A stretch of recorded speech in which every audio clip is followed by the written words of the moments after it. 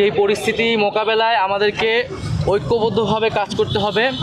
গণঅভ্যুত্থানে যেভাবে জাতি ঐক্যবদ্ধ হয়েছিল, আমরা একইভাবে দেশের সকল সামাজিক রাজনৈতিক শক্তি এবং রাষ্ট্রীয় শক্তির প্রতি আহ্বান জানিয়েছি, নির্দেশনা দিয়েছি, যাতে আমরা একত্রে এই বন্যা পরিস্থিতিকে মোকাবেলা করতে পারি এবং বাংলাদেশের মানুষকে রক্ষা করতে পারি।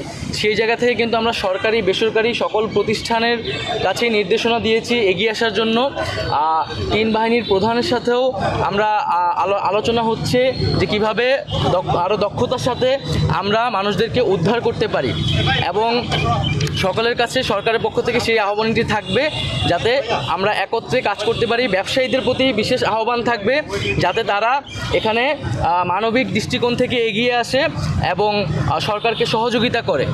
দ্বিতীয় আরেকটি বিষয় হচ্ছে যে আমরা দেখতে পাচ্ছি যে উজানের পানি বাংলাদেশে ধেয়ে সেই বন্যা পরিস্থিতি তৈরি করছে, এবং কোনো ধরনের আগাম সতর্কতা এবং প্রস্তুতি নেবার সুযোগ না দিয়েই এই যে বাঁধ খুলে দেওয়া হয়েছে, এটির মাধ্যমে ভারত অমানবিকতার পরিচয় দিয়েছে এবং বাংলাদেশের সাথে অসহযোগিতা করছে।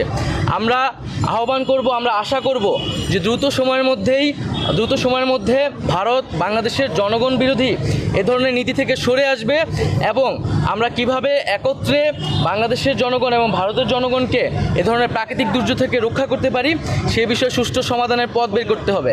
বাংলাদেশের মানুষ এই বিষয়টি নিয়ে, শিক্ষার্থী এবং জনগণ ভারতের এই নীতি নিয়ে কিন্তু ক্ষুব্ধ, এবং বাংলাদেশের জনগণ দীর্ঘদিন ধরে বাংলাদেশের যে পানির ন্যায্য হিস্সা সেটির জন্য আন্দোলন করছে, সেটির জন্য কথা বলে আসছে।